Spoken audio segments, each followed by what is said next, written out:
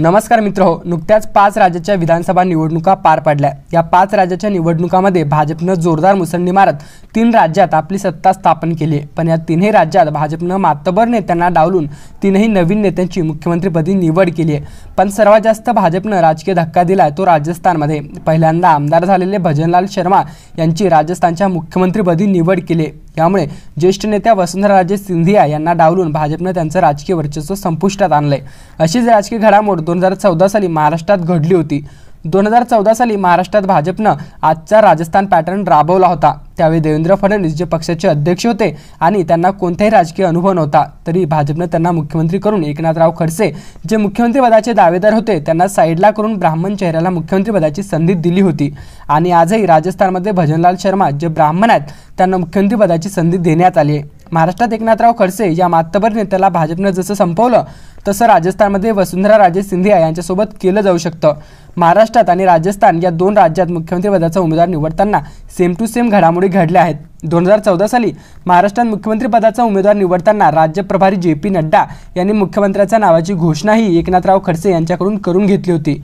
म्हणजे मुख्यमंत्री पदाचा प्रस्ताव त्यांच्या संमतीने मांडला होता, जेणेकरून सर्वसामान्य जनतेमध्ये नेगेटिव्ह मेसेज जाणार नाही किंवा भाजपने खडसे यांच्यावर अन्याय केला असं त्यांना वाटणार नाही। विधानमंडल का चयन हुआ।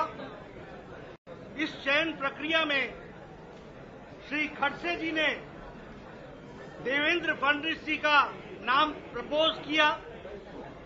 उस नाम का सुधीर मुनगंटीवार जी ने समर्थन किया, भाई विनोद तावड़े जी ने समर्थन किया और पंकजा मुंडे जी, बहन पंकजा मुंडे जी ने उसका समर्थन किया।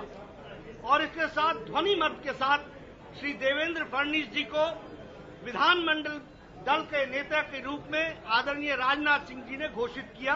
यह आज की प्रक्रिया रही। तसंच आज रोजी राजस्थानमध्ये होणाऱ्या मुख्यमंत्री पदाच्या उमेदवाराच्या नावाची घोषणा केंद्रीय मंत्री राजनाथ सिंह यांनी चिठ्ठी देऊन वसुंधराराजेकडून करून घेतली। अर्थात मुख्यमंत्र्यांच्या नावाचा प्रस्ताव वसुंधराराजेकडून आमदारासमोर मांडण्यात आला, जेणेकरून सर्वसामान्य जनतेमध्ये वसुंधराराजे यांच्यावर भाजपने अन्याय केला असं त्यांना वाटणार नाही। आणि नंतर राजनाथ सिंह यांनी पत्रकार परिषदेत वसुंधराराजे यांनीच भजनलाल शर्मा यांच्या नावाची शिफारस केली असे सांगितले। पण यामागे वसुंधराराजे सुद्धा या नावावर नाराज होत्या। पूर्व मुख्यमंत्री भारतीय जनता पार्टी के राष्ट्रीय उपाध्यक्ष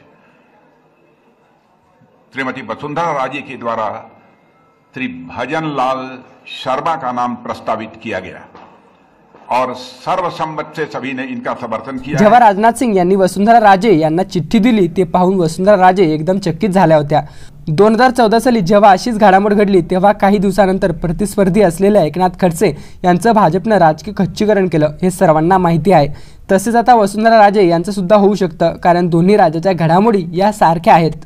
राजस्थानमध्ये वसुंधराराजे या मातबर नेत्या आहेत, त्या भजनलाल शर्मा यांना सुरळीत कारभार करू देईल असं वाटत नाही। त्यासाठी भजनलाल शर्मा आपल्या वाटेच्या अडचणी दूर करण्यासाठी वसुंधराराजे यांचं राजकीय खच्चीकरण केल्याशिवाय त्यांच्याकडे कोणताही पर्याय नसणार आहे। त्यामुळे येत्या काळात वसुंधराराजे यांचं राजकीय अस्तित्व हे धोक्यात आहे। अशाच राजकीय घडामोडी जाणून घेण्यासाठी आत्ताच आमच्या YouTube चॅनलला सबस्क्राईब करून समोरील घंटीचं बटन दाबायला विसरू नका।